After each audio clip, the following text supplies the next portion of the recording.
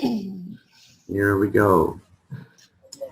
Hello, everyone. Welcome to Covenant Calendar Club. And for those of you that are visiting us on YouTube or will be viewing this study at a later date, we just want to give you a warm welcome and shout out and say to you, Shalom, hello, Shalom. Hello, everyone. Hello. Welcome. Hello. Shalom. We pray that you are richly blessed from this teaching. We thank Abba that he has drawn us to himself to investigate his calendar so that we can walk in it. And we give him the praise, the honor, and the glory for everything that he's done, is doing, and will do. And with that, we're going to not spend any more time. We're going to jump right into it. So I'm going to turn the camera over to Charlene. If you want to control the screen and get us going, we'll be blessed to hear what you have for us to hear what Abba has for us through you this evening. So is everyone ready to go? Yes, ma'am. I'm going to go ahead and mute my mic, and you guys take it away. Okay. So this is part 4 of our series that's called The Moon, Oh the Moon. And I just thought that maybe we should have a few introductory slides here tonight on a review of exactly why we're doing this calendar. I just was challenged this afternoon by an email that it doesn't really matter when you keep the day start. And we've given this information to this gentleman in Africa, but he's just thinking that, whatever he's doing is good enough. And they are feast keepers. And you know what? That is not Torah talk. As far as I'm concerned, that is something else. Anyway, what's on the table for the study tonight? Is it a pauper's table? Are you just going to get a few breadcrumbs, or are we going to be dining at the king's table with a full meal deal? And we talked about this, I think, on the very first moon study that we did, that this particular calendar study will be the real meal deal. We have had many people ask us, to explain calendar. Guess what? We want 3 verses for this or 3 verses for that. And could you do it in 20 words or less, or in 10 minutes? It's like, no. So, but we just felt that for a covenant calendar, that those that are coming to the table to eat will want to have the full meal deal. But the question is, are there going to be any surprises on this menu tonight? So there might be a lot of surprises, a lot of questions. But covenant calendar is going to get to work. And the covenant of the calendar was given on the first day of creation. And it was starting out with the covenant of the day and the covenant of the night. You can find that in Jeremiah 33, verses 20 to 25. I can't tell you how long it took us to figure out that this was actually a covenant on the first day of creation. Never really thought about it before, but it is. And the foundation of this calendar is all about understanding the word evening, or Erev 6153 in the Hebrew. It's about that word evening, and we did our first studies around that word. Covenant calendar is a very important covenant given first. Before the covenants of the rest of the week, we have a covenant that is on the midst of the week, or the 4th cycle, or Wednesday in pagan terms. There is a covenant of marriage on day 6. And of course, there's a covenant for the Sabbath on day 7. And I have a feeling that if we had some time to look, we would find some very special covenants on the other days of the week too. But calendar is on the very first day of the week, so I feel that it has quite a bit of importance. Just a little bit of review here for those that never saw the first teachings. The covenant of calendar was designed to bring and to keep any or all individuals in a full covenant relationship with their Creator forever. And of course, this is the Melchizedek priesthood. We're ever grateful for that, how calendar is tied at the hip with Melchizedek. So that's what this calendar is all about. If you're not interested in that relationship with your Creator, well then just keep whatever calendar you want. It's just that simple. Covenant calendar is fully capable of exposing the darkness of all counterfeit calendars, removing all doubt so Yahuwah's people can know when to meet with him on his appointed times. What we're finding is that covenant calendar has absolutely no problems at all exposing the errors in every other calendar. And that's incredible. And that's exactly what a true calendar should do from Yahuwah. So this study today is part of the grand finale exposure for the Hebrew letter word 3391 Yarach, or the lunar cycle. And I want you to remember that the base of this calendar study is all about evening, and I'm saying it is about time, and that is a pun intended. I just feel like a study paper is in my bones that's going to have a title of It's About Evening and It's About Time. It is about time that Yahuwah's calendar was restored completely and given to the people. So with that, I think we're ready to get started, and we'll do a review from last week a little bit first and see what we have here. So this is part 4. I'm calling this little part 4 the month, the month. Apparently this word month came from moon. It's an old English word, and then it was morphed or evolved into month. But we have some questions. And I do not expect you to know the answers to these questions, but we will answer them at the end of the presentation. So, O moon, are you really the master of counterfeit calendars? Can you answer that question? O moon, does creation serve you? And O moon, or do you serve creation? Now you should be able to answer some of those questions, but if not, we will do them at the end. This is going to be the second part for 3391, Yarach. This is the verb component. It is the primitive root for 3394, which is the noun form, and it's Yarach, or however you say those Hebrew words. I need some help there. But that's what we're going to study in this lesson. We did the first part last week. Today is the second part. And we will be examining this as the verb action component of the moon. We've already done all of the other ones. Another question, will 3391 be able to qualify for the commencement of Yahuwah's set-apart month? That is the question through the whole moon calendar study, is does the moon qualify to be in charge of telling us when the month begins? And some people are using the moon to tell them when their weekly Sabbath begins as well. Does the moon qualify, and does it have that job description? This is our cheat sheet. We have some review slides here. These are the Hebrew word numbers for moon, 1, 2, 3, and 4. We've gone through all of these already. 3394, and you can see the Hebrew spelling there. There was 26 listings in the scriptures. This is in the Old Testament, of course. And this was our noun. It was the literal moon in the sky. We found that there was not one verse that said that the moon was in charge of the month. Then 3391, we're going to finish that today. And this is the verb or the action, the lunation cycle for the noun. 3842 is Labana. It's our adjective. It tells us what the color of the moon is. Okay, and had 3 listings. And then we have 7720, Saharan. It was a simile or a comparison of something that was the shape of a moon, whether it was a round moon or a crescent moon. And 2320 is going to be coming up next study. We'll start on that. This is going to include 2318, which is the verb, for the 2320, which is the noun. And basically, we're going to focus on the verb itself, repetition. And our big question here that we are all looking for an answer for is, are there really 2 verb forms for one moon? Why would Yahuwah do that?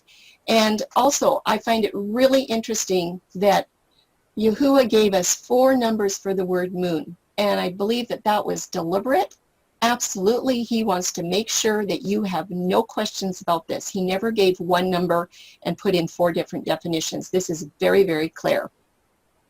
So we did look at 3842 last week before we went to the 3391 root. It was Labana. Remember, it just told us that the moon was white. Every single verse that we found had something to do with the moon being white. There was 3 references in the Strong's and exactly 3 in the Englishman's. This was our adjective. And we're going to be doing more with this word number in one of our studies coming up. 7720 was a short study as well, Saharan. It was a simile comparison using words like or as. When you see those words, you have a simile, and it would compare it. And we had comparisons of like the pendants that were put around camels' necks that were round like the moon, or round like a tire, or a lady's hairnet, or an anklet. Strong's only had 1 listing, Englishman's had 3, but not one of them had anything to do with telling us that the moon started the month. Of course not. Last week we started our mapping for 3391. We did creation patterns. We also had a look at creation months, and we also had a look at lunar months. We're going to do just a little tiny review in those areas today, and then we're going to break open the last 6 components of our little map here for 3391. So these are just very, very small, short reviews for anybody that wasn't here last week. So in the creation pattern, we found that there is, in the creation week, perfection, devastation, and then restoration. And you will see this pattern all through the scriptures. It's just everywhere, and that's the way it has to be.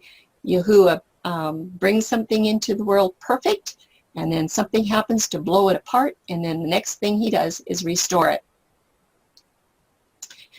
Well, we also found that there is a scriptural pattern and the moon, connected to the moon. Remember, perfection, devastation, and restoration. And we had a few examples, like on the first day of creation, we had perfection. Then there was devastation in verse 2, and in verse 3 began the restoration. How about Adam and Eve? They were created perfect.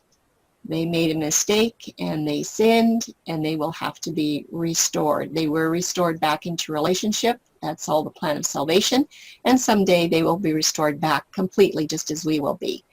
Yahuwah's people and their disobedience in the Old Testament, they had perfect ways. They had perfect laws. They went away from them into apostasy with devastation. And after 40 years, many, many times, they just said, you know what, we want out of this, and they cried and bellyached, and Yahuwah, what did he do? He sent a deliverer to restore them back to himself. And often it was through the feasts and festivals where they had a lot of restoration. What about our creation moon?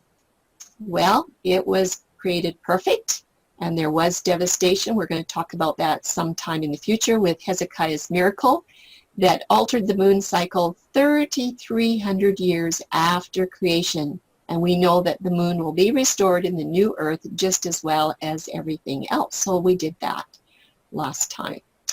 We're just going to look at a little tiny bit on the creation months. There was 2 of them.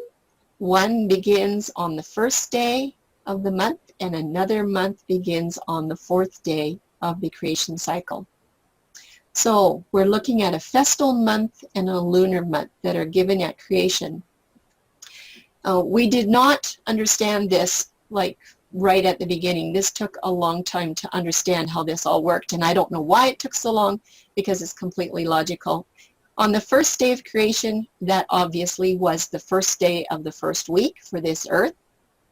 And on the first day of creation, it was also the first day of the first month for this earth.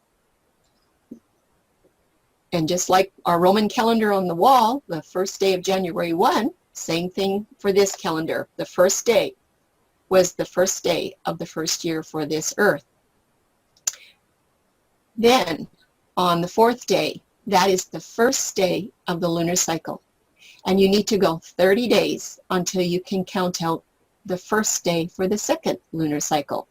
So what we found is that Yahuwah's festal month starts at the first day of creation, and we are going to go through this eventually. His month is 30 days long. You count 30 days, and then his month is going to begin, and that would be down here. I'm sorry, the box is covered up. But the lunar month is always 3 days behind Yahuwah's set-apart month start. Doesn't matter what you do, it's always going to be 3 days behind. So there's 2 different kinds of months in the creation week. That will make a big difference in understanding. And then we also went through lunar months that we have today. This was not the way that it was in the first 3,300 years of this Earth's history. And this is what Mario was asking about, the sidereal month. That is actually 27.3 days long, and the synodic month, or synodic, however you pronounce it. We're going to look at 4 slides. Remember, we talked about the scriptures speak of some very, very special numbers, and I just listed a few of them. These numbers that you see up on the screen, you are familiar with them. They're Yahuwah's numbers. They're special. They come up all the time. They repeat. They have patterns. And of course, the 144,000 can be listed among these numbers as well. But what about the numbers 27.3 and 29.5? Are they part of Yahuwah's numbering system? Does it look like they fit in there somewhere? Well, we talked about the sidereal month, and it's the month that aligns with the stars. And this is the time that it takes for the moon to complete 1 orbit of the Earth, and it's an average of 27.3 days until the moon actually lines up with the stars that it had lined up with 1 lunar month before, 27.3 days. But there is a synodic month that aligns with the sun, and this is when the moon is doing its thing up there, but the same visual phase needs to have an extra 2.2 days until the moon can align with the sun. So it aligns with the stars here at 27.3 days, but it needs another 2.2 days to align with the Earth and the sun, and that is your synodic month. That is as close as you can get to Yahuwah's 30-day month. So there's 2 different kinds up there right now. We did a lot of work on that. So we need to have an attention on all moon calendars.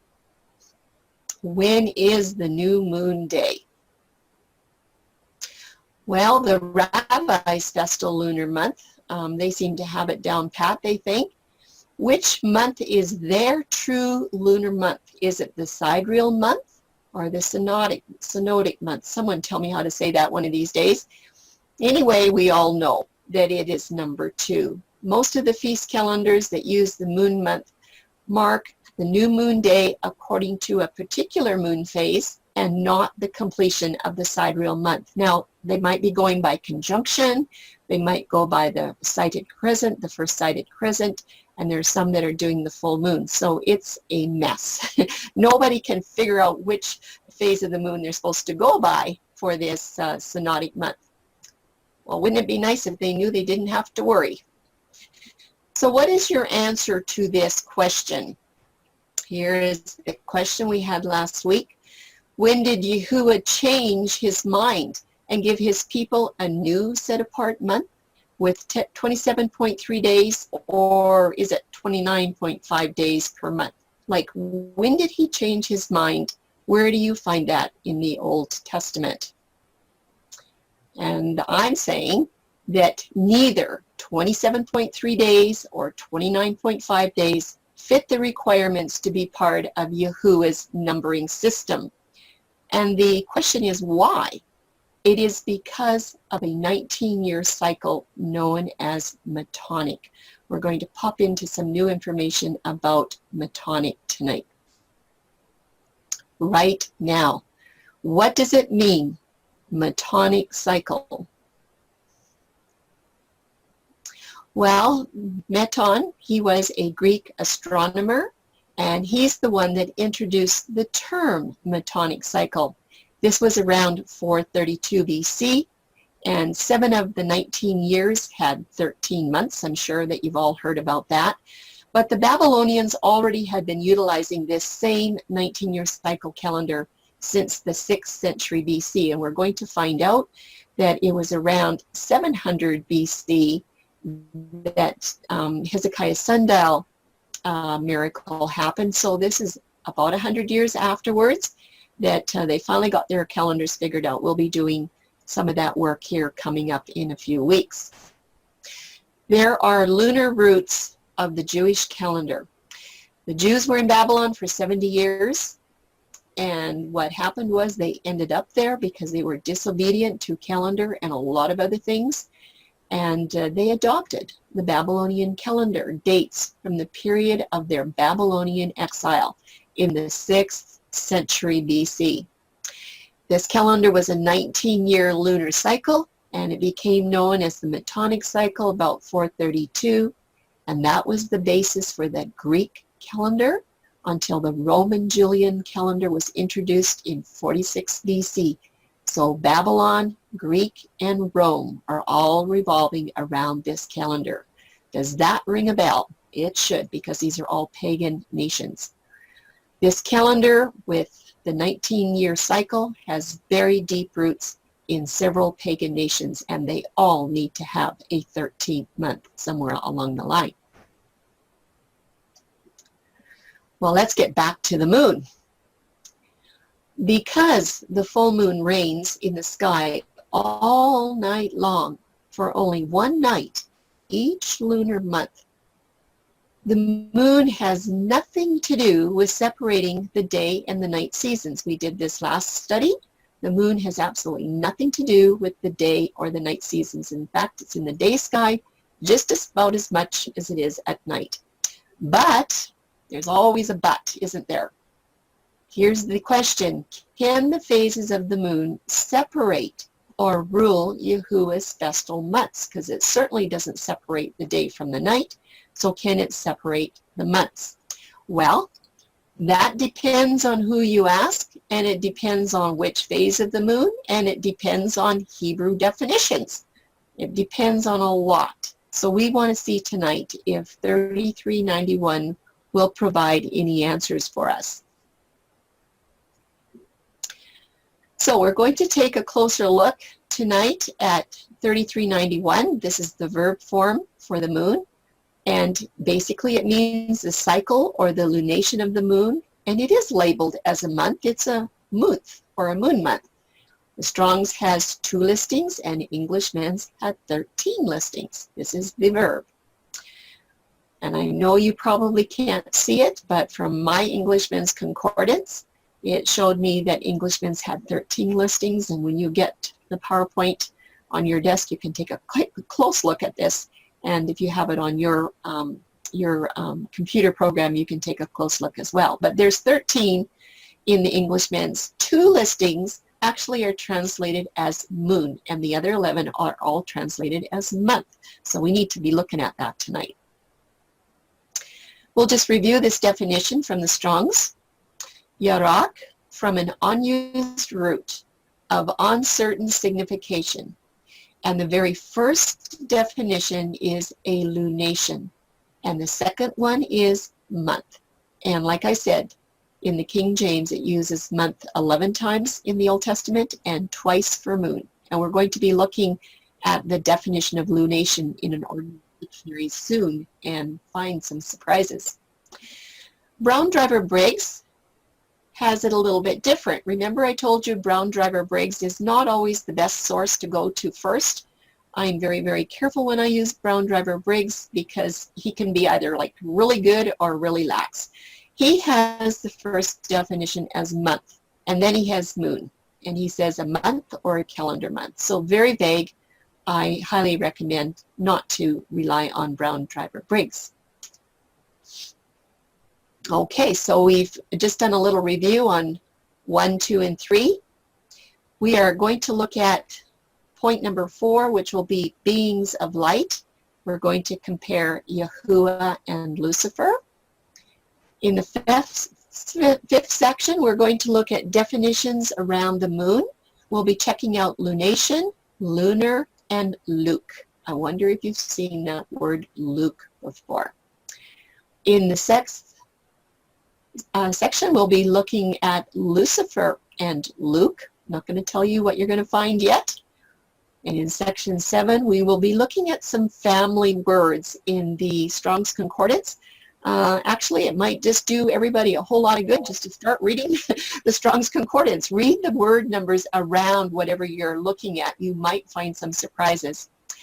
And in section number 8, we are actually going to look at the 3391 scriptures, all 13 of them, to see if any of these scriptures tell us that the month is started with the moon. That's what we're looking for.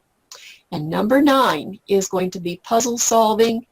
I've chosen 3 scriptures. They're very tricky ones.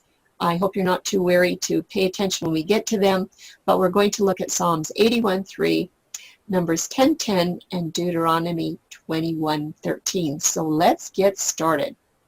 We'll start with section number 4, beings of light. We're going to compare Yahuwah is light and Lucifer is given light. It's just a short presentation of 4 slides, but you need this information before we go further. So what about light in Yahuwah? The Creator, who is light and created light, dwells in unapproachable light. This is a very interesting study. You could probably talk on it for 2 hours. I'm just going to give you a nugget today.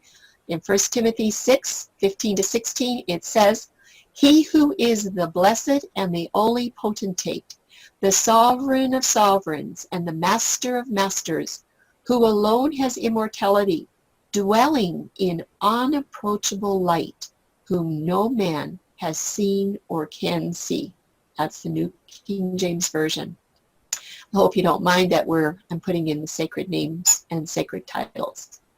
In 1 John 1:5, "This then is the message which we have heard of him, and we declare unto you, that Yahuwah is light, and in him is no darkness at all."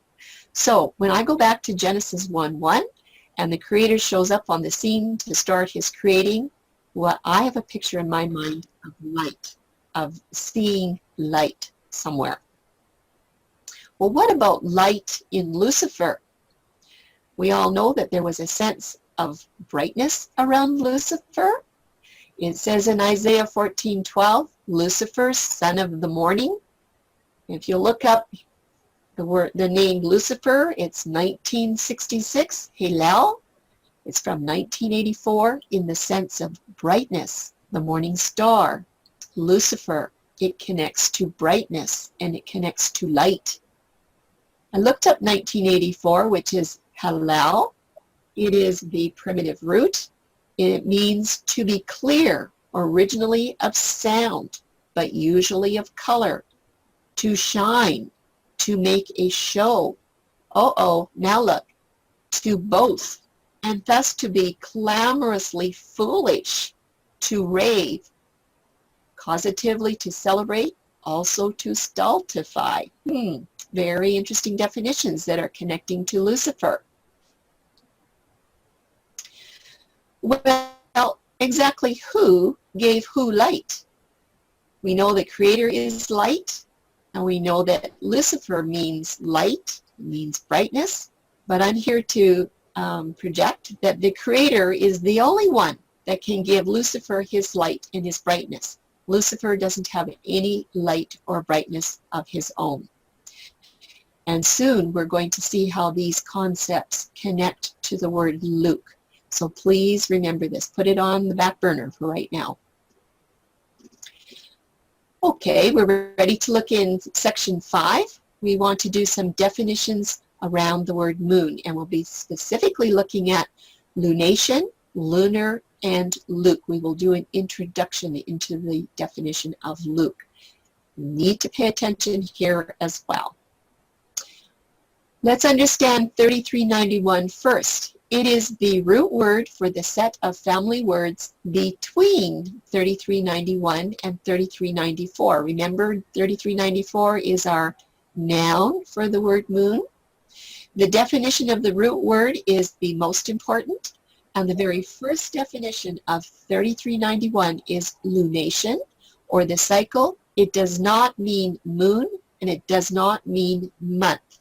Lunation is always linked to the moon, but it is the cycle. And the stars and the sun also have cycles, but they are not called lunations. When you hear lunation or lunar, it is always something to do with the moon.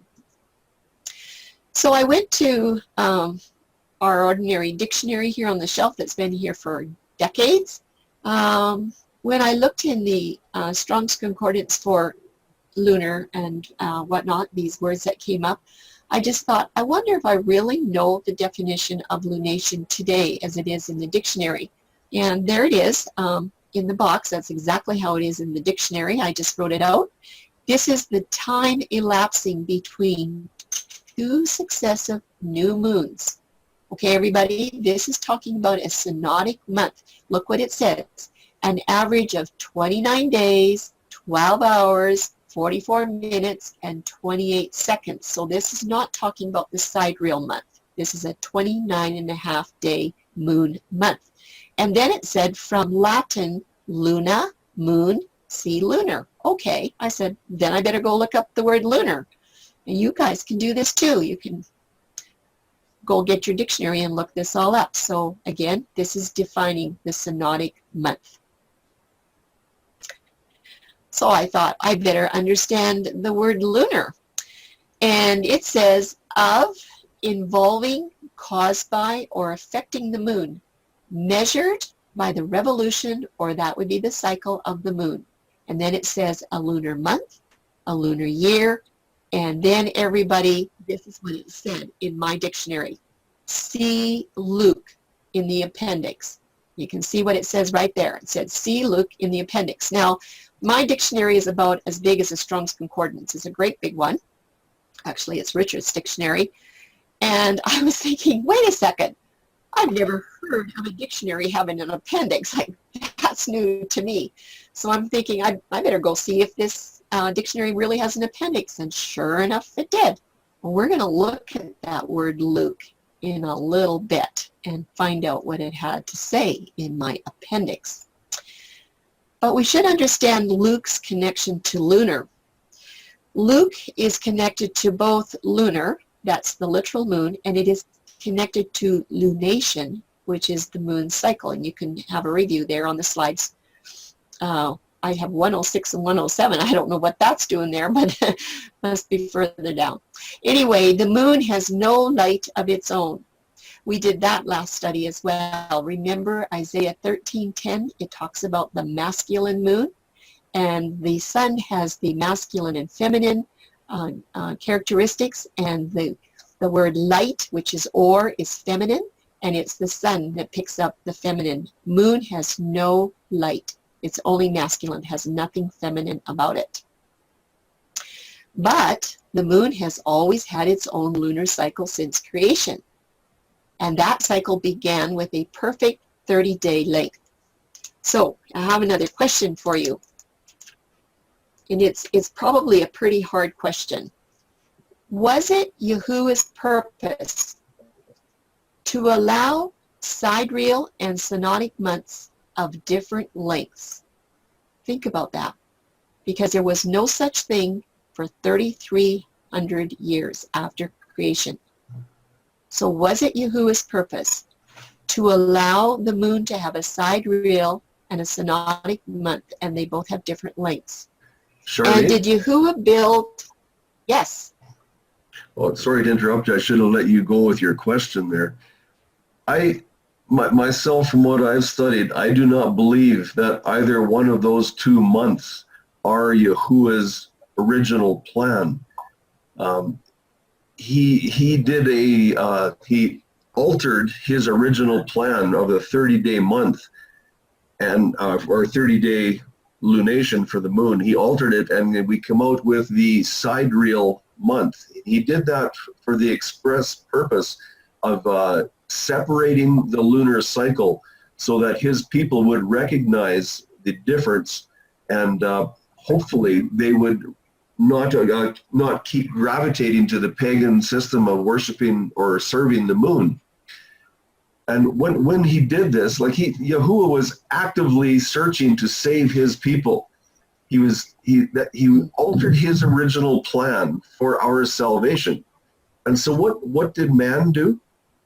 Man went ahead, he took the this modified lunar month, and he threw away Yahuwah's boundaries that he declared designated in a circle, and they supplied their own perimeters, and they developed a synodic month. So in fact, what it is, this synodic month does not exist in the sky according to Yahuwah's designation or his rules. This synodic month is an absolute fabrication of man. It's just a figment of his imagination is actually what it is.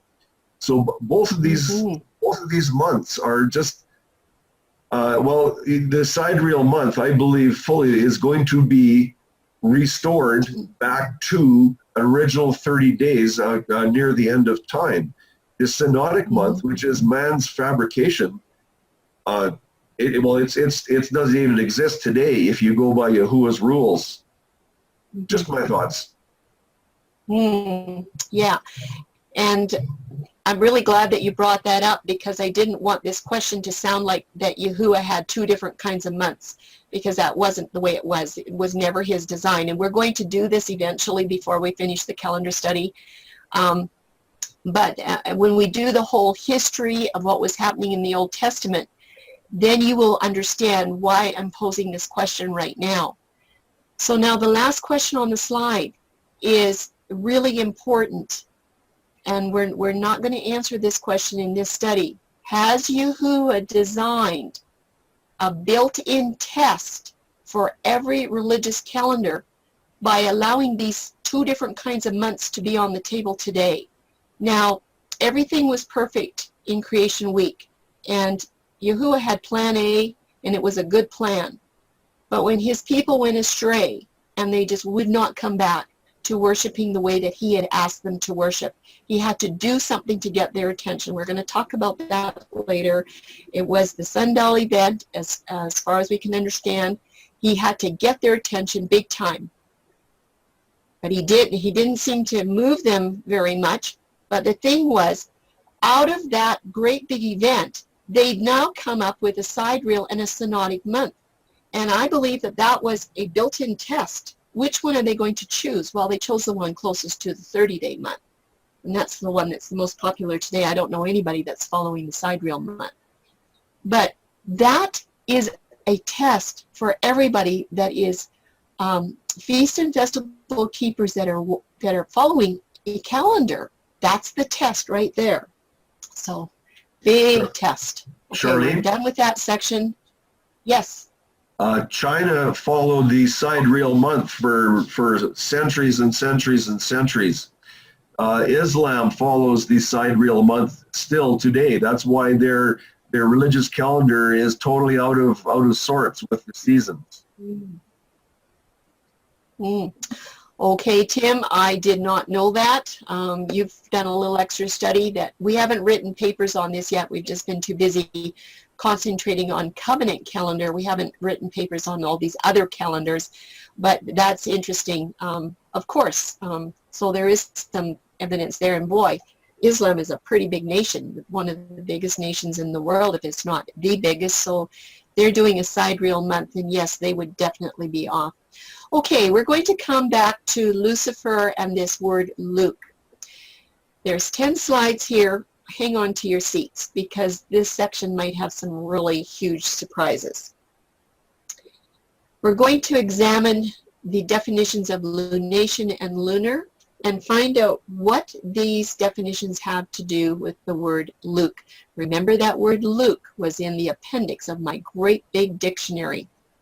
It is connected to lunar, which is the literal moon, and lunation, which is the moon's cycle. It's connected to both of those terms. So here we go with the definition for Luke, and it was from the word lunar in this dictionary. I'm not going to read all the definitions, but it says light and brightness. That's from the Germanic. And the Old Testament, Old English, it says Latin lux, light, Lucifer. It goes on to say from the form Luke, sna, in Latin, luna, moon. Luna is there twice, lunar, lunate, lunatic, loony, lunula. Oh my goodness, I don't even know what some of these words are. I should have looked them up. But do you notice that in Latin, Luke is connecting both Lucifer as lux to the moon, which is lunar, and that's connecting to the synodic month. I was shocked when I saw this.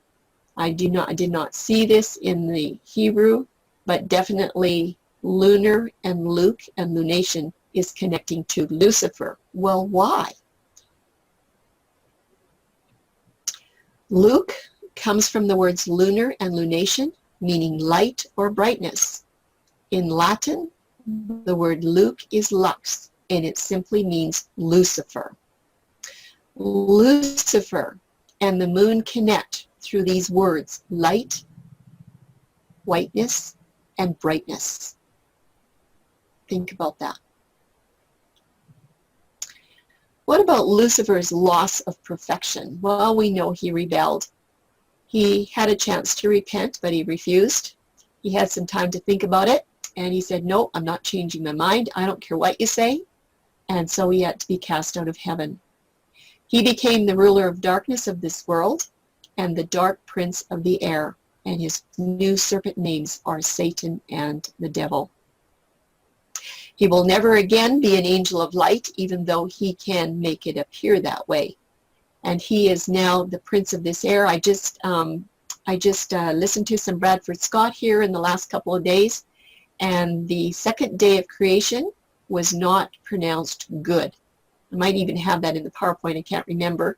But the second day is not pronounced good because Satan is the prince of the air, and the second day was where the waters were divided, and you have the atmosphere.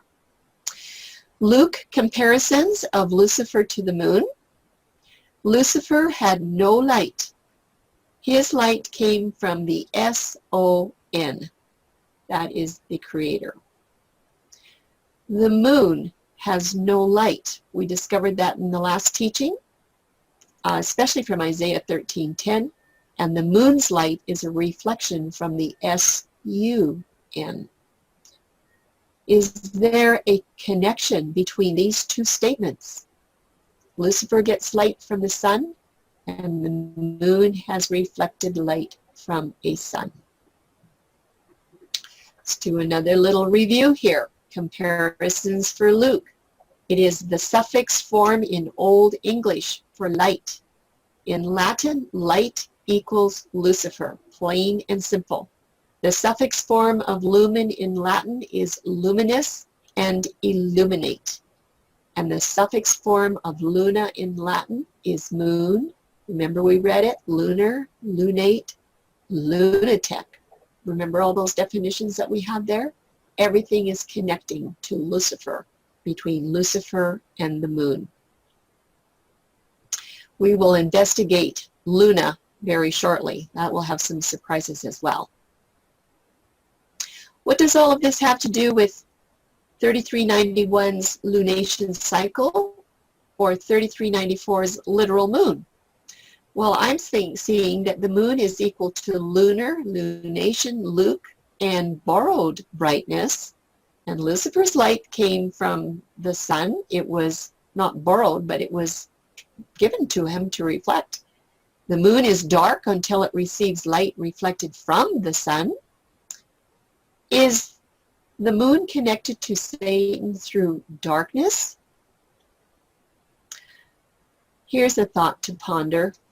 Does it sound like this lunar lunation cycle would have the authority to commence Yahuwah's set-apart months and yearly worship statutes? When Lucifer and the moon are all connecting together, do you really think Yahuwah would use the moon to calculate his set-apart months? Will Luna know? Well, let's look up Luna, some scriptural comparisons. These are family words from the Greek, and it connects to the word lunatic in Matthew 4:24. And his fame went throughout all Syria, and they brought unto him all sick people and those which were lunatic. That's what it says. Lord, have mercy on my son, for he is a lunatic and sore vexed. Looked up these words in 4583. I don't even know how to say that. Selenias asmoei, however it is, but anyway, it's the middle voice or passive form from a presumed derivative of 4582. It actually means to be moonstruck, crazy, to be a lunatic. Well, let's look up 4582. Selene, from Celis, brilliancy. Probably akin to the alternate of 138 through the idea of attractiveness. And then it says the moon. And what about Selene, the Greek moon goddess? There she is, taken right out of the Greek Selene. But there's more. There's a mystic Luna. Let's look at some comparisons here. Luna is the Roman mythology, the goddess of the moon, the counterpart of the Greek Selene. And there's a statue of Selene. You can find that in the Vatican Museum if you go back there. So are Luna and Selene involved with the Huas festal months? These are pagan goddesses of Rome and of Greece. We're done with that. Just think about it. I want to look at some definitions and some family words between these numbers of 3391 to 3394. And if you don't know this by now, you'll know it by the end of this presentation. 3391 is the lunation cycle. 3394 is the literal moon. Yerek and Yorok, they're very close. And we're also going to look at 3399 to 3405 about contention and the fall of Jericho, because these are all family words. We're going to compare them between the verbs and the nouns. And we're going to look at some descriptive definitions that will lead up to Jericho and the moon-worshipping city that it was. And we want to find out if there's going to be another connection between the lunar, or the moon, and Lucifer, or Satan. Well, 3391, that's your root word. And I want you to note that the definition of the root word is the most important. The first definition of 3391, do you remember, it was lunation, or the cycle.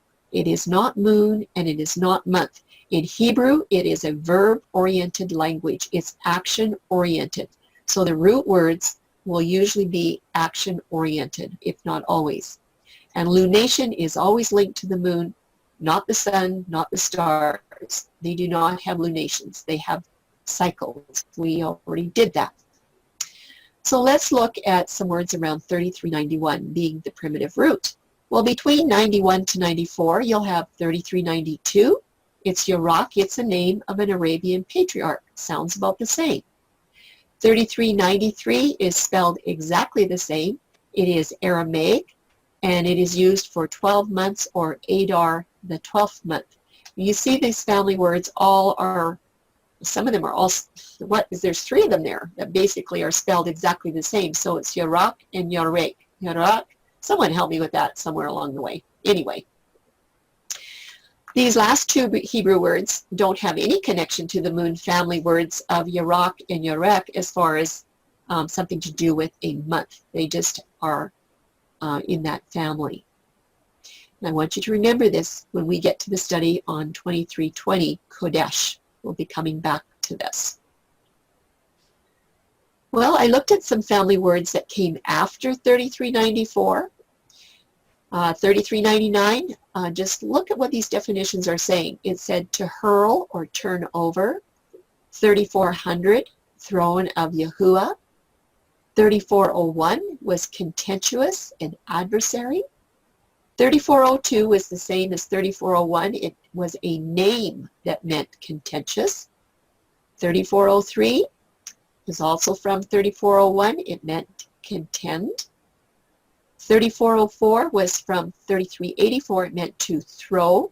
And then 3405, that is linking to 3394, and it was Jericho or Jericho, a contentious city.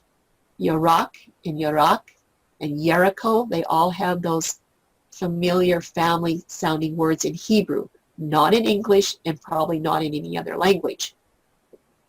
So the general definitions give the picture of something contemptuous, something being thrown over, like Jericho, that moon worshiping city. Remember that Joshua was commanded to take down Jericho before they went further into the Canaan land. Luke connects the family words.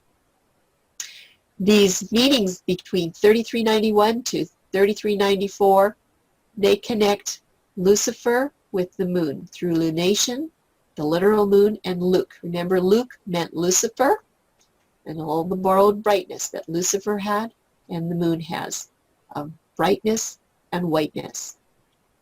3399 to 3401, or 3405, sorry, these were words that had contentious and adversarial definitions, just like Lucifer, and something that needed to be thrown down, just like Jericho.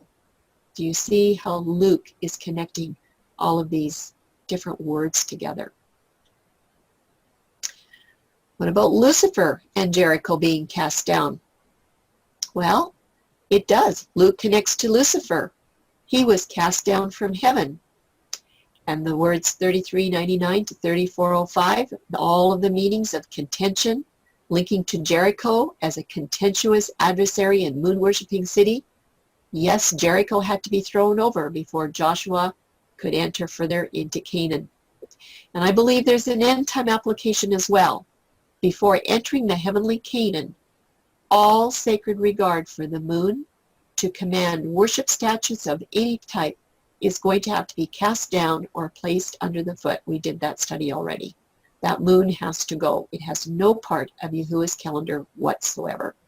And it seems to have a very, very strong hold on just about everybody that follows the feast calendar. So what's wrong with this picture? A beautiful menorah, big moon, and it has a wonderful title that says Feast Days of Yahuwah. I wish you all had your mics on to tell me what's wrong with the picture. Well, the moon has been cast down. It is no longer in charge of calculating the feast days of Yahuwah because it is under the foot. The moon is gone. This is not a good picture to depict the feast days of Yahuwah. If you haven't seen that study, just go back and ask for it. The moon's ordained job description is for special agricultural ordinances to bless the earth and mankind. We learned about that. But there's Wiccans and there's moon worship all over this earth, right along with the feast keepers. Pagans have always worshipped the moon. Who has the authority to change Yahuwah's mandate for the moon to commence it in charge of the festal months? I would like to know who has that authority, because somebody does. Was it Luna? Was it Selene? Or was it Satan?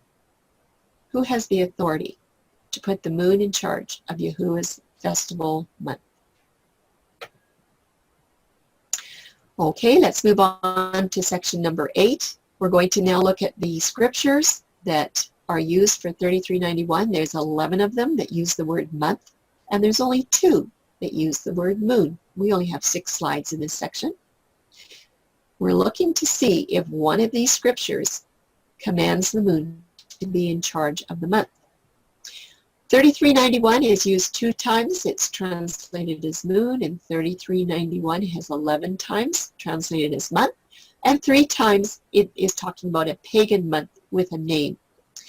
Yahuwah's festal month has 30 days. The moon month has a lunation cycle of 27.3 days, is the one that's the most popular, and it also has that sidereal cycle of, this is the sidereal cycle, right, of 27.3 days.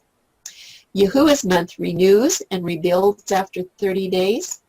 And for 3,300 years, the moon was renewed after 30 days, but it isn't anymore. We're going to go into that in a lot of detail when we do 2320 Koshak.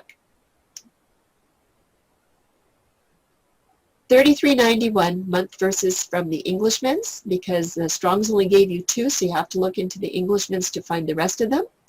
The scriptures are listed here, and we're going to take a look and see if any of these verses commence Yahuwah's month. A month as 30 days. Now, I would like you to pay attention to the scriptures, put a date to these scriptures, and remember that at Hezekiah's sundial is what we're saying is when the moon month was no longer 30 days for a month. That's where it switched to something else. It got busted, in other words. Exodus 2:2. And the woman conceived and bare a son, and when she saw him that he was a goodly child, she hid him 3 months.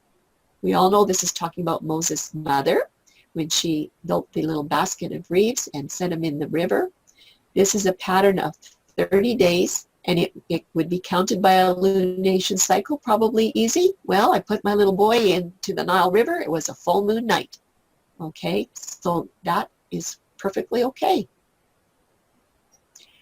Deuteronomy 21:13.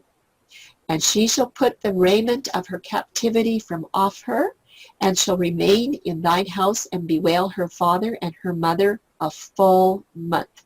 Now this is Deuteronomy, so you know that this is well before 700 BC, and we're going to address this verse in a lot of detail real soon. But does this month have anything to do with Yahuwah's month start? 1 Kings 6:37. In the 4th year was the foundation of the house of Yahuwah laid. It was in the month of Ziph. So this is just naming a month. It's not telling you anything about a month starting. The next verse, it says, and in the 11th year, in the month of Bull, which is the 8th month. This is another one of those verses that just names a month. And 1 Kings 8:2, and all the men of Israel assembled themselves unto King Solomon at the feast in the month of Ethanim, which is the 7th month. And again, it's just naming a month. We'll continue on with 2 Kings 15:13. I'm going to give you a date here. This is approximately 772 BC. Shalom, the son of Jabesh, began to reign in the 39th year of Uzziah, king of Judah, and he reigned a full month in Samaria. This would be 30 days.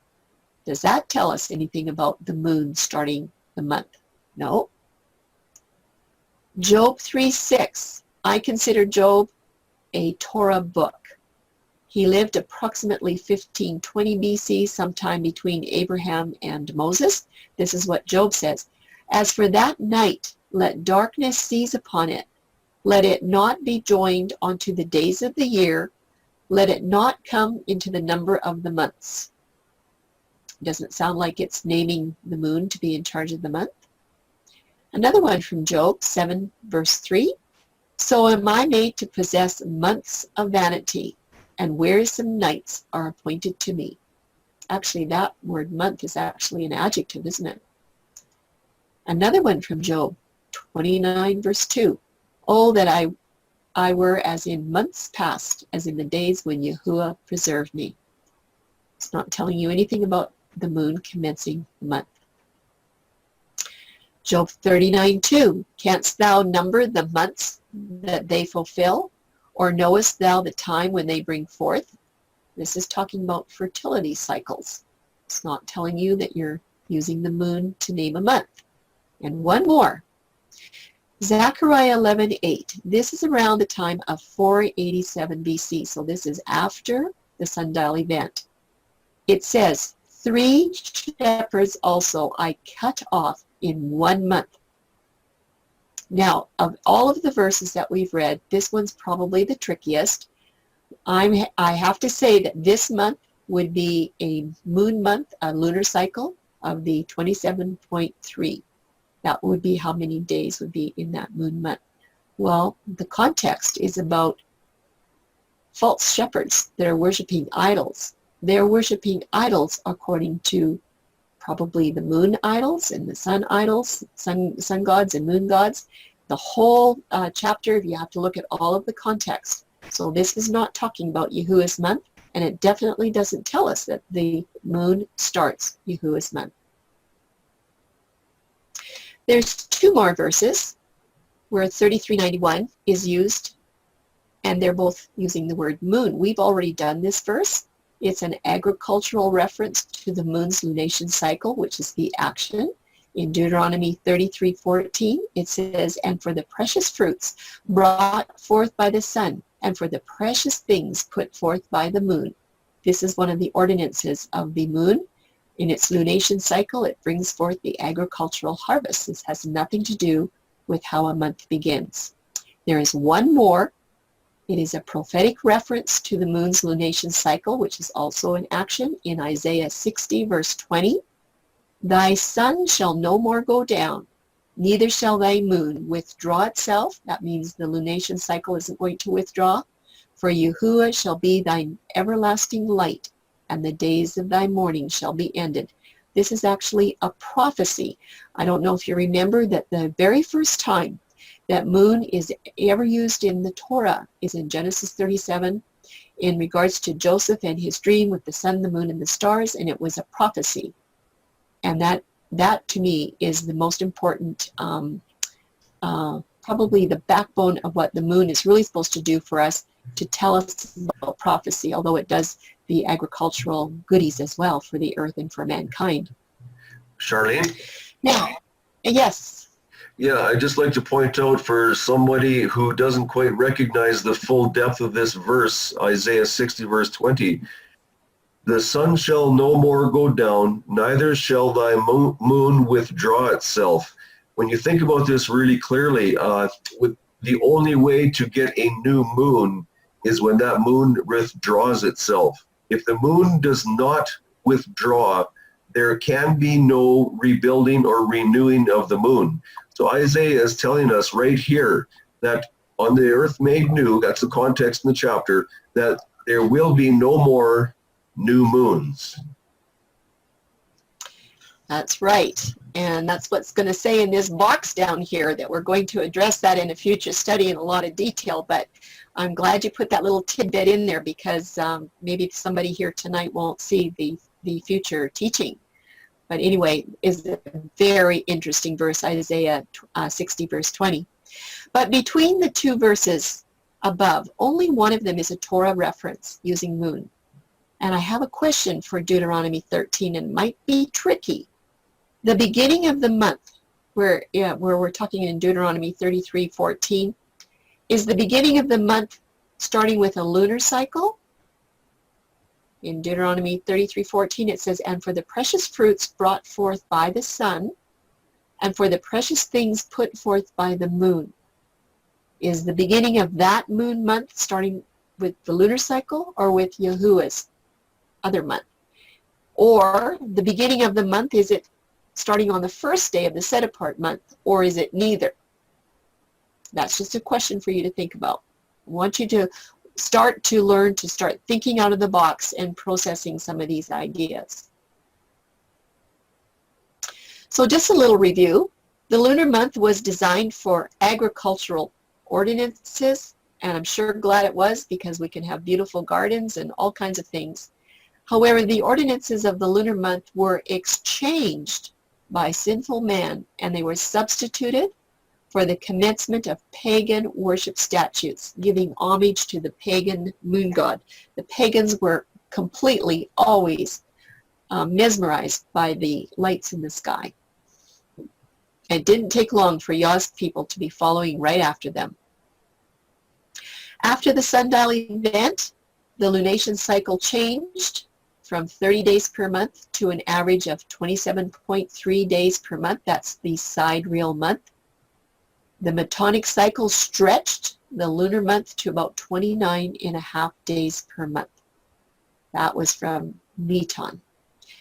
And that would be from phase to phase. It doesn't matter if you start with the conjunction, with the sliver, with the quarter moon, or the full moon, it's still going to need 27.3. No, if you're doing it face-to-face, it's 29.5. When 3391 is used, it is usually connected to the moon's original creation week lunar month of 30 days. Remember that verse in Zechariah was the only one that would have been shorter than 30 days. That's why you need to look at dates around your scriptures. Your dates are going to break open the study completely. And at creation, both types of months, they both had 30 days each, because Yahuwah does things in order.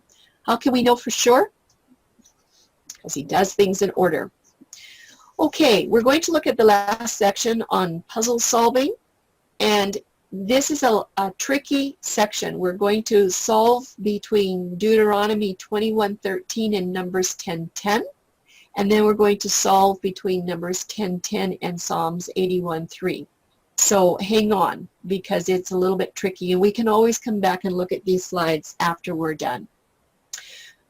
Now that we know that 3391 has the verb action, meaning the moon cycle, and we know that the moon month from creation also started out with 30 days, and we know that lunar and lunation connect to the words Lucifer and moon, we are now ready to examine the next point.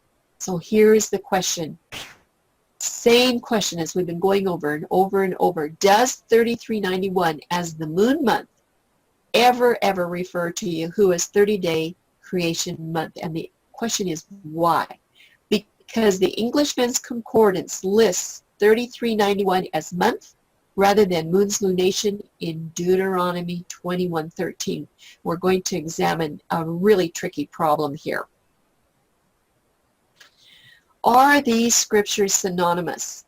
Psalms 81:3. If you've been a feast keeper for any length of time, you've heard this over and over, that this is how you know when the month begins. It says, blow the trumpet in the new moon, and it's connected to Joseph. The number is 2320. Have you heard this one though? Numbers 10:10. Blow the trumpet in the beginning of the month. That is also 2320. And then there's Deuteronomy 21:13, where it says, we've read this already, but we'll come back to it, bewail her family for a full month. This one here is 3391, Yorek.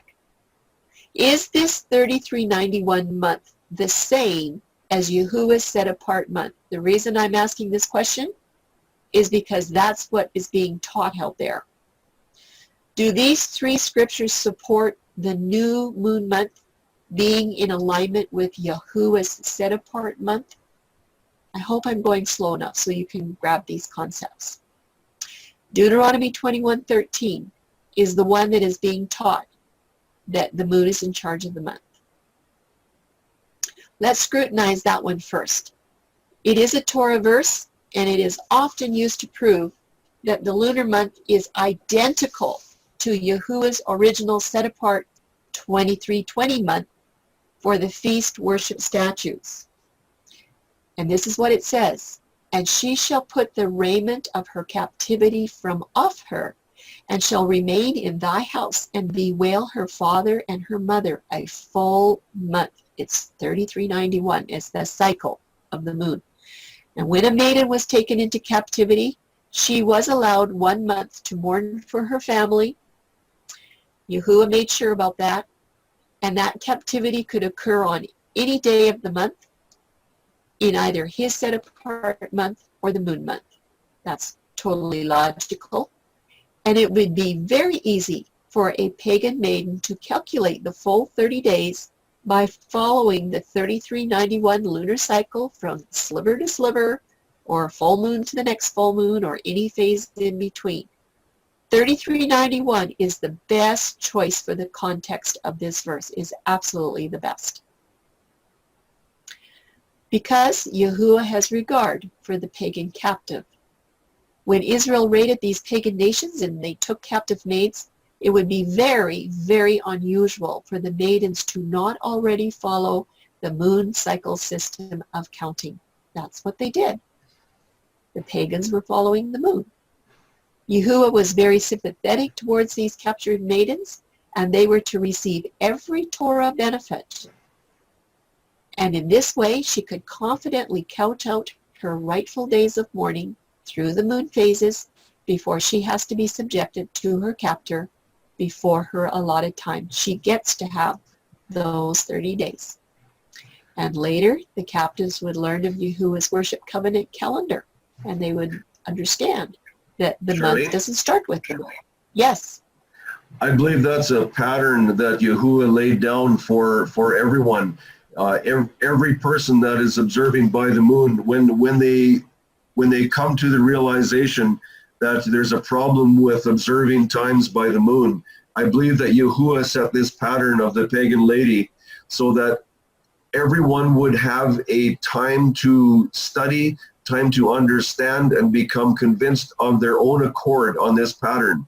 Yahuwah will meet us where we're at, and he is so sympathetic towards us, loves us so much, that he gives us every opportunity to study for ourselves and become educated for ourselves in his word. And you know what? That has everything to do with the mixings. When we're going from darkness into light, we go through a mixing period of time where we're sorting things out. And of course, Yahuwah does that. He's made provision for that, but it works the other way too. If we've had the light and we choose to go into the darkness, we have to go through that mixing period where we're actually making a deliberate decision. That's exactly what happened to Lucifer in heaven.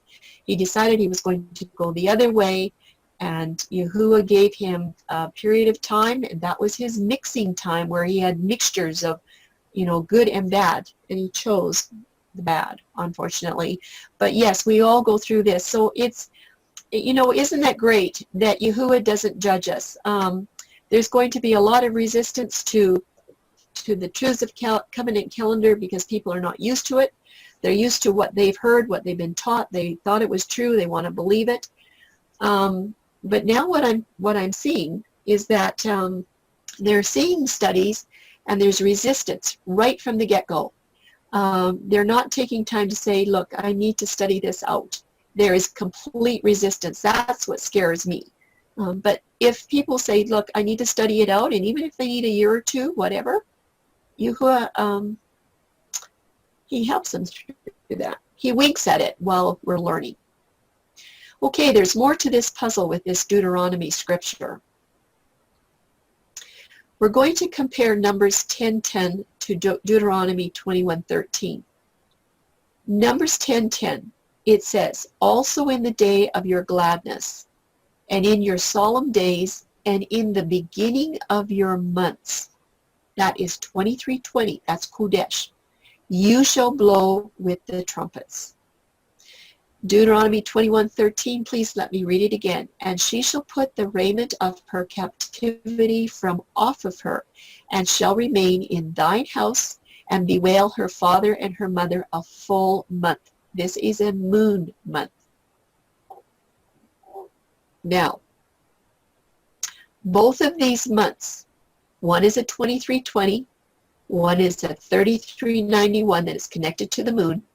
They appear to be synonyms, but are they?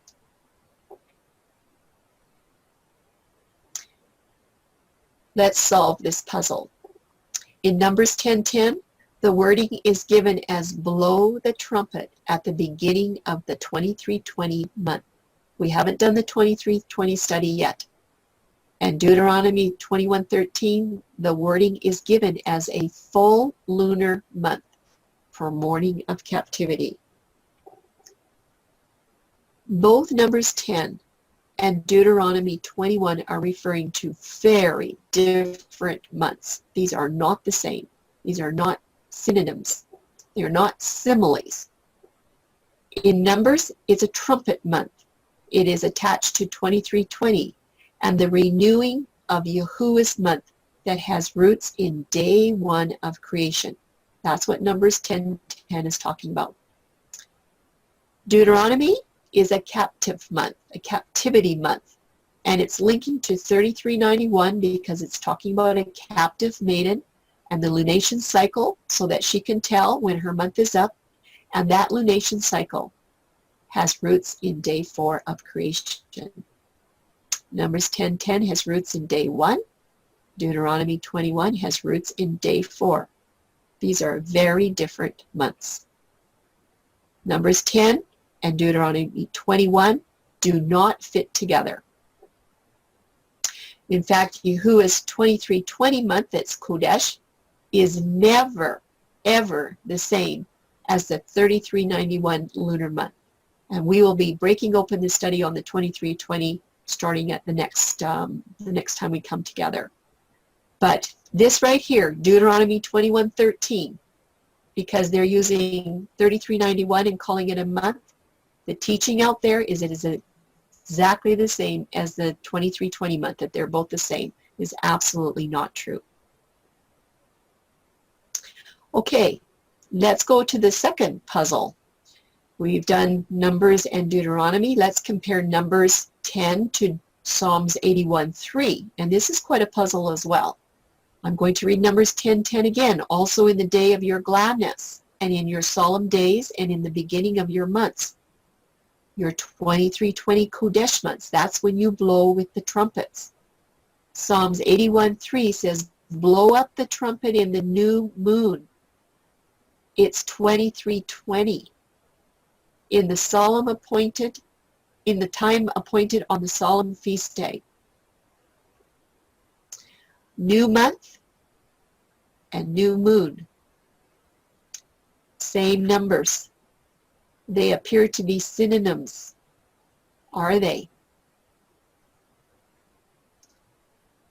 Let's take a closer look at these two, Numbers 10:10 and Psalms 81:3, because you will have a lot of people question you on this, and I want you to have an answer for it. Numbers 10:10 and Psalms 81:3 are giving instructions for when the trumpets are blowing. The context is not about one specific time on one specific day. They were to blow the trumpets at these times. On the first day of every month, that was 2320, and that was for counting worship statutes. They were to blow the trumpets at the fullness of the solemn holy feast days, when they were fully come.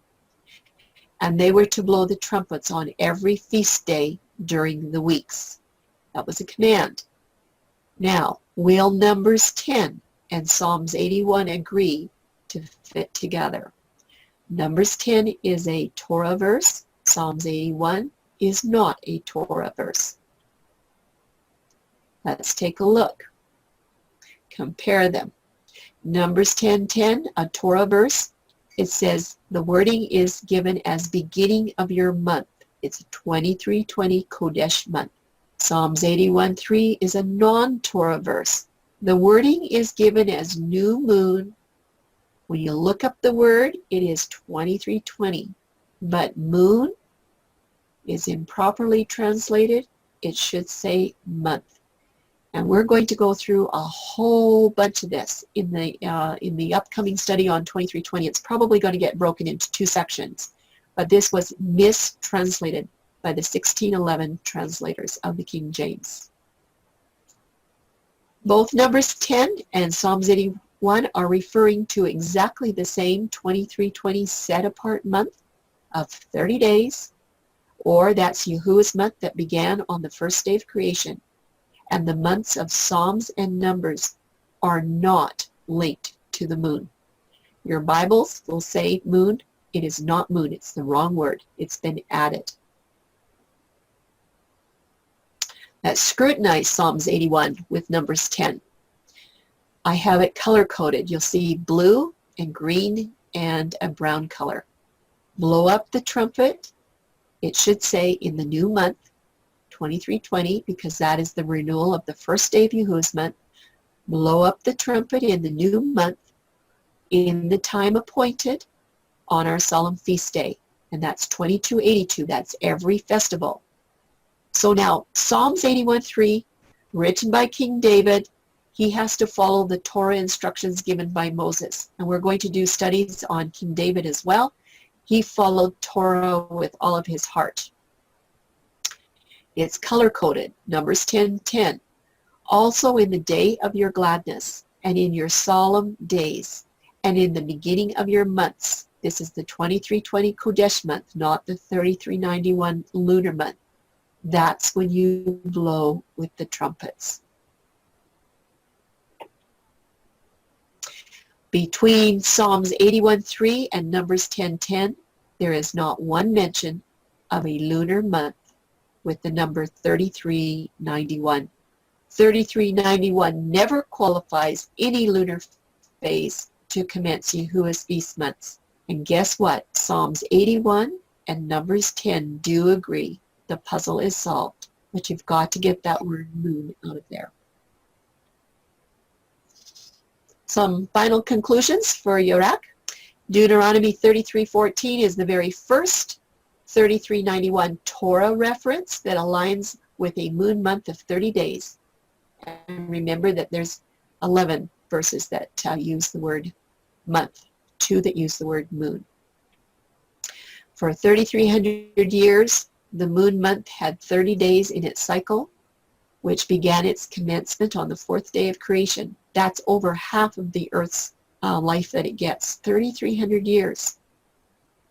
Not one 3391 moon month reference ever gives instruction to commence Yahuwah's set-apart month. We looked at all 11 verses. Not one of them said anything about using the moon month or any phase of the month. Only 2 references use the word moon instead of month. One was an agricultural reference and one was a prophetic aspect of the moon. That was Isaiah. Remember that? Nothing to do with commencing a month. And not one of the 13 verses lended one single bit of support for the set-apart month to commence any phase of the moon in the sky. 3391 simply means the actual lunation or the cycle of the moon in any moon month, and that's all. That's all it does. It has something to do with its lunation cycle and the ordinances. Up until that sundial event, it had 30 days, and so did the set-apart month. It had 30 days, but they did not start on the same day. That's the end of that study. But there is a thought to ponder, and I'm going to throw a few things out there for you to think about, and this is some homework. Somebody said to Tim this week, oh, but it says in Daniel. It says something in Daniel. It's like, okay. Some say Yahuwah changes the times and the seasons. Does he? Does Yahuwah change his plans?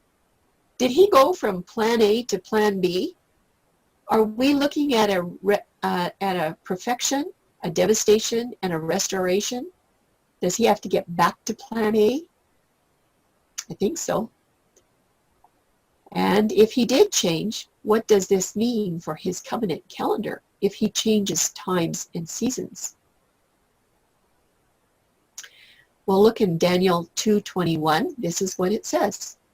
And he changeth the times, it's 57:32, and the seasons, 21:66.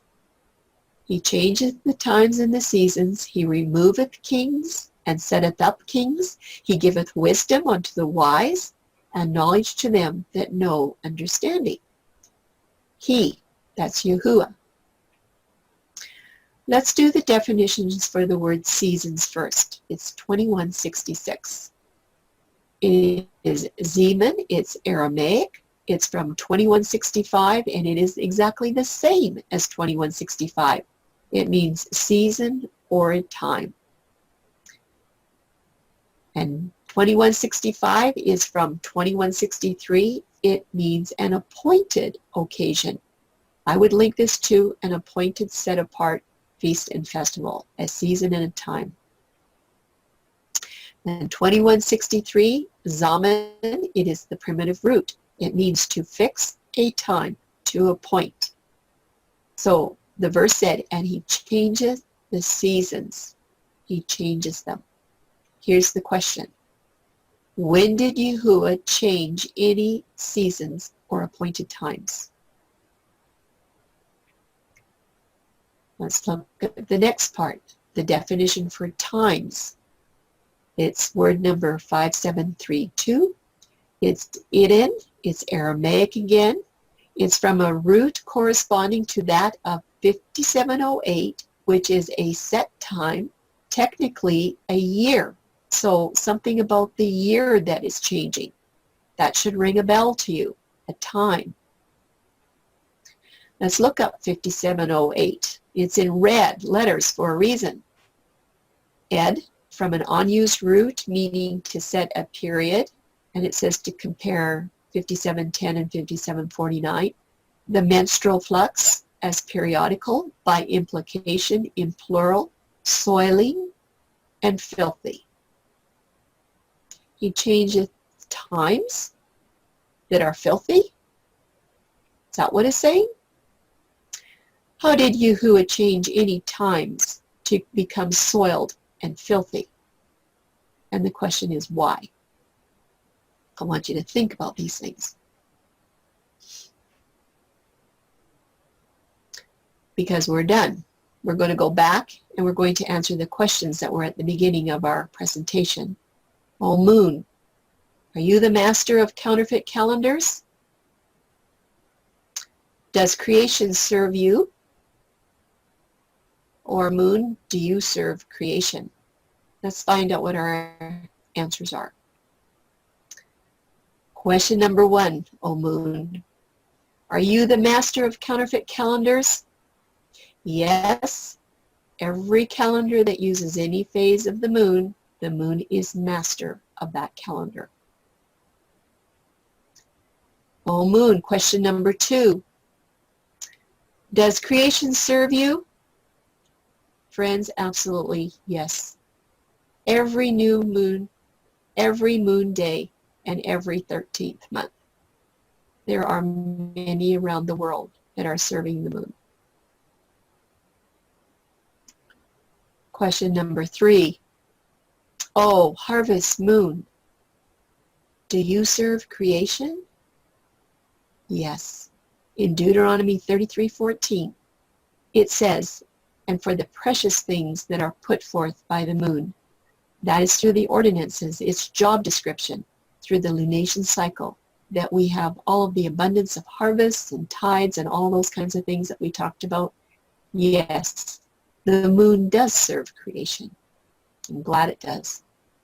But back to our original question.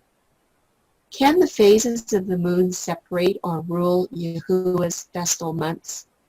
The question is answered with no. The Hebrew 3391 Yarak does not allow this option, not ever. It's nowhere in the scriptures. Nowhere. So the question, does the moon begin the month? We have looked at all 4 numbers that have to do with moon in the Hebrew. The 3394 is the literal moon in the sky. Does it begin the month? We looked at every single verse, all 26. No, there was nothing there to tell us it rules the month. We just finished looking at 3391, the lunation cycle for the synodic month. There was not one thing there that said the moon is in charge of the month. Labana is the color or the whiteness of the moon. Well, that didn't have anything to do with starting the month. And 7720 is Saharan. It was round objects that are compared to the moon. Well, that didn't have anything to do with starting the month. Not one of these 4 Hebrew words for moon supports Yahuwah's festal month beginning with the moon. We have looked at all of the verses. There's not one. The moon is only in charge of the ordinances, and thankfully, it does a good job. So where did this idea come from? Is it all man-made, that the moon is in charge of the month? Well, friends, that's going to be the next presentation. That's where we're going to break open 2320. It's Kodesh, and it is the only Hebrew word found in 20 non-Torah scriptures. And it names either the Sabbath, the festivals, and or the new moon day, or is it the new month day? These are the only 20 scriptures, and they're all non-Torah. It has these groupings of 3, Sabbath, festivals, and new moon. We're going to find out what's going on. So what's next in part 5 of the moon, oh the moon? We're going to exposing the counterfeit. We're going to find the truth about this 2320 Kodesh, and I'm calling it Yahuwah's month. Oh, Yahuwah's month. And I think we'll be ready to do that on August 17th. And that's the end of our presentation. If you have any questions, comments, or you want to catch us by email, that's the contact. Thank you. Very well done, Charlene. Very well done. I am excited. I am absolutely thrilled. I am looking forward to the next one on 2320. This is fabulous. I'm going to pull a Danon. Praise Yahuwah! Woo! Thank you. Joshua was kind of doing, Joshua. That brought up, like a long time ago, we would like refer to our calendar to look at the start of the month, like once a month is like really the only time that we actually pay attention to anything. But now it's like we write it down on our chalkboard and pay attention to the days of the month every day. That feels All right. Better. That's better. Yeah, every day is better than once a month. Hallelujah. Thank you, Charlene. It's one of those teachings that we need to go back and go through that a couple of times. I mean, there's a lot of information in there. I have So much. quite a few notes in here. Wow. I got to go through my notes now. So this Menton thing was named after some guy named Mr. Menton, right? This metonic cycle thing. And I think Psalms 118 says, trust Yahuwah, not men, right? And so, yeah. Hey, yes. Sound of the shofar, and we shall know that.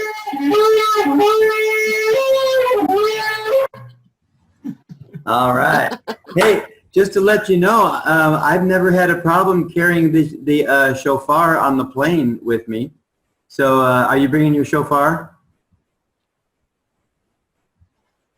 Probably, if you want me to bring it, sure. Yeah, I'll be driving, I believe. So yeah, we'll bring it for sure. Oh, you're driving. Okay, well there you go. Bring it. No worries. Bring it. Bring it. Bring it. Anybody have any questions? Oh, there you go, Hendry. Yeah, man. You coming up for Sukkot up to Oregon with us? Hoping to. All right. I am planning to do something about what I'm going to do about the festival, the coming festival. Yeah, I haven't really decided where I'll go to. But anyway, just for tonight, my question about today is, thank you very much again. I still feel very